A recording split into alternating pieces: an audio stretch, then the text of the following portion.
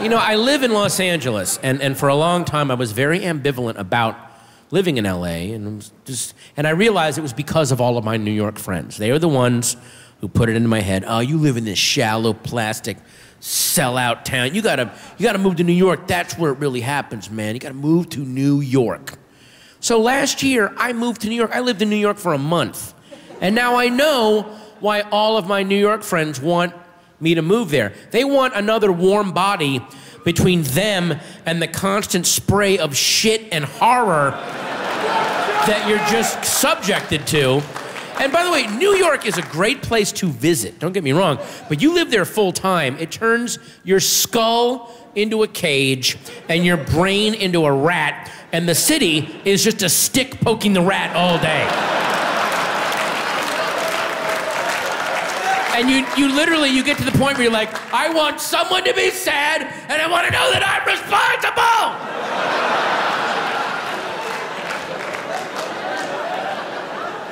So, and I made the mistake of bringing my dog with me. I have this little French bulldog, and he's so sweet, he goes, eat! But we live in the suburbs, it's quiet. He goes on walks, he's calm, he poos, he pees, he's happy. Now he's in New York every 8 seconds. Fuck you! Bang! He thinks he's gonna be murdered every 8 seconds. He wants to stop and square his paws and get his ears back against it. I understand that. He's descended from gray wolves. All dogs are descended from gray wolves. He wants to die like a proud hunter. I get that. Let me die with my fangs out, man. He wouldn't poo and pee on his walks. I know why. He doesn't want to die taking a dump on Bleecker Street like a curled up salad bar shrimp. Ooh. So he was miserable, I was miserable. I'm like, what am I gonna do? He's my little guy. So my solution was I found near my apartment this access tunnel down into the subway. It was just this horrible, grime-covered, just filth tunnel, but you would go in it and it was relatively quiet compared to the rest of the city. And my dog could calm down and do his business. And he was pooping on stratified decades of filth. I mean, his poop was the cleanest thing in the tunnel, basically. And I would pick it up and take it away. I wanted to walk down the street with this poo going, social contract, assholes! So, it's my last night there. I know I'm leaving the next day. I'm so happy. Oh boy, this is great. Let's take him out for his poo. We go down in the tunnel. My dog is circling, picking a spot to poop on the decomposing characters from Gangs of New York. I'm just like, come on, man. Come on, do it. And he's just circling, and I look up, 10 feet away are 2 crackheads. One of the crackheads is on his knees about to blow the other crackhead. Whose cock and balls are out! Cock and balls are out!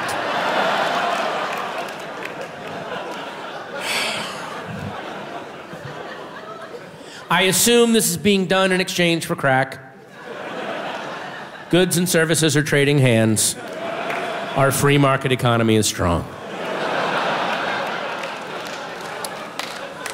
I immediately look away. Oh, I don't want to see this. Oh, God, no, I don't want to see this. Come on, buddy, do it! My dog starts to poop, and that's when I hear from 10 feet away, nice.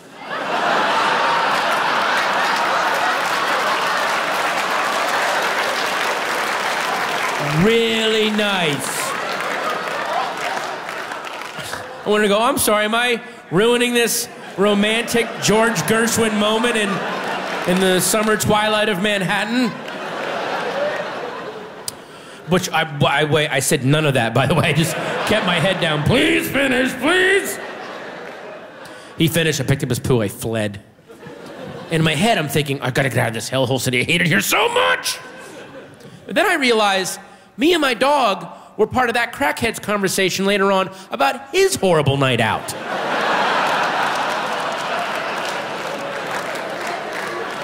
He's like, I gotta get the hell out of this city. You're not gonna listen to this shit. So earlier, me and Blue Nipples go down the 50th Street Grime Tunnel, right? He's gonna give me one of his patented dry-tongued 4-tooth blowjobs for what he thinks is a Ziploc baggie of crap. Although what I done, I cut up a bar of Ivory soap because nothing feels better than cheating my only friend out of fellatio, right? Yeah, so I have fun. So anyway, I'm as hard as a towel rack, and some recently showered, well-dressed asshole and his small, well-behaved dog come down the goddamn grime tunnel. The dog starts taking a dump not 10 feet from where I am.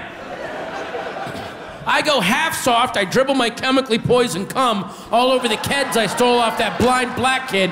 I gotta get the fuck out of this city. It robs you of your goddamn humanity. Thank you, Seattle. Thank you so much. Thank you, guys. Thank you. Oh, man. Thank you. Good night.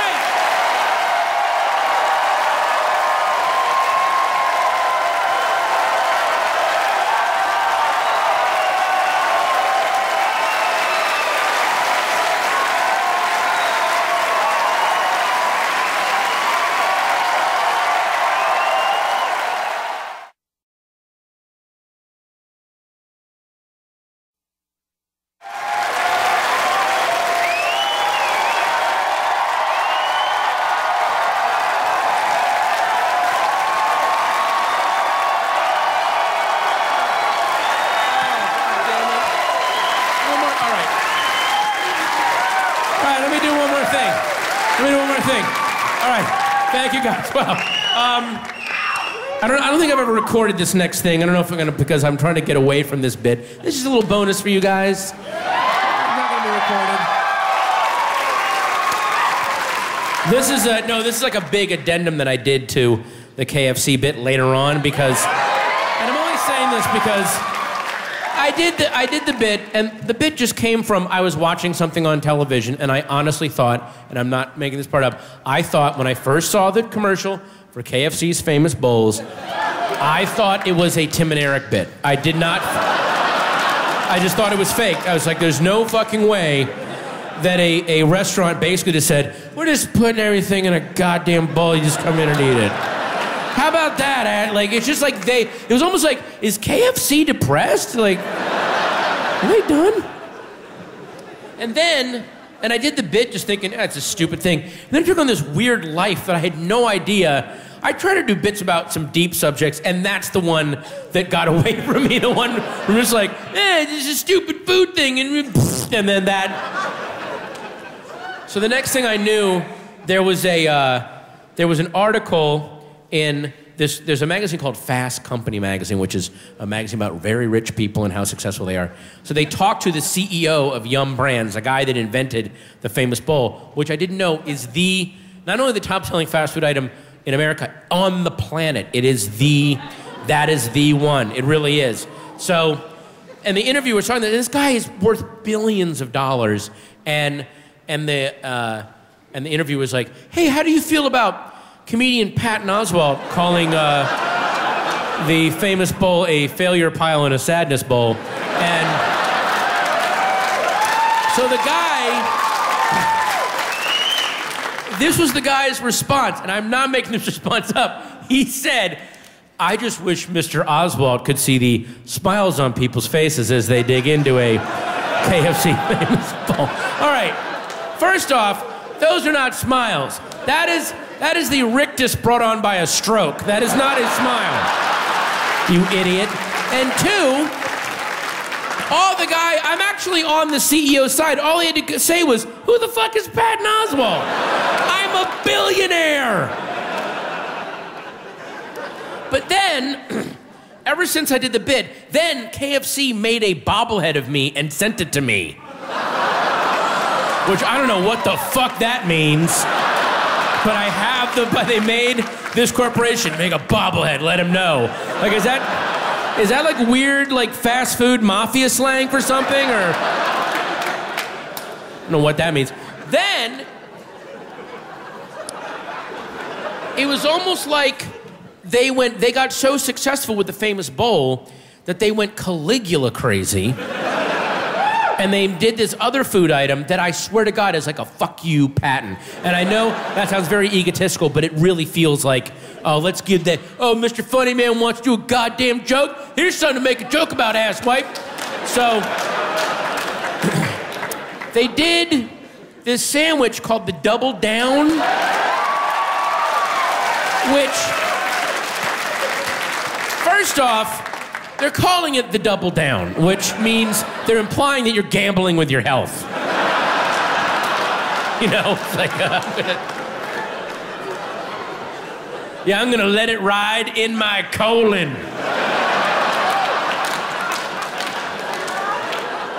I'm gonna split aces in my pancreas.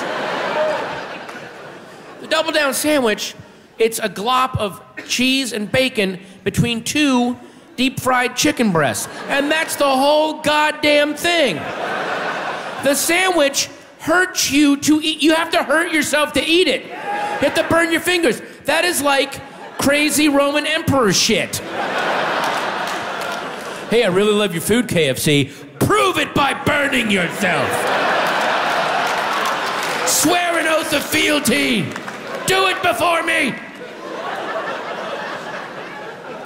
Then, and this is even creepier, I was doing a movie somewhere, and the woman that was doing my makeup said, hey, somebody told me that you're a comedian and you do a joke about Kentucky Fried Chicken. And I said, yeah. Then she said, well, I do a lot of makeup on commercials.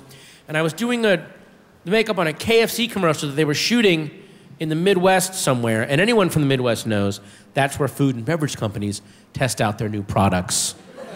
For side effects, let's be honest, because, you know, if a new venison-flavored Twizzlers is gonna make you grow a vagina behind your knee, it's better to find out on an onion farmer than on Liv Tyler, isn't it? So, you know. I know people in LA and New York think they're so fucking cool, going, yeah, I just saw Jack White from the White Stripes just walking down Beverly Boulevard yesterday. Yeah, that's awesome. Have you had bacon-flavored Sprite? Because the residents of Ponca City, Oklahoma have, and they've got the eyelid boils to prove it.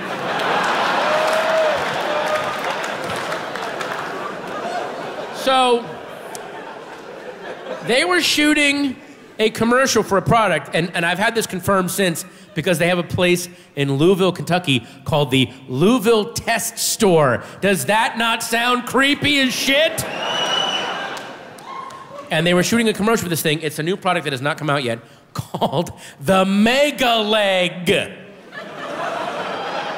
Which, that sounds biblical.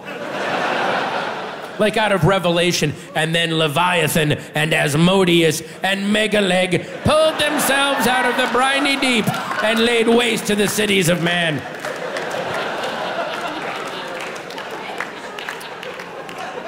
The Megaleg it's a giant chicken leg. That's it. That's the whole twist. It's a chicken leg the size of a turkey leg. And the girl doing the commercial asked one of the KFC reps, are chicken legs supposed to be that big? And he said, no, they're not. Which, what the fuck? So, and then the guy started going, we found a way, let's stop him. We found a way equals something went horribly wrong in an underground lab. We couldn't get the blast doors closed in time. This thing chewed its way to the surface, started killing prospectors and ranchers.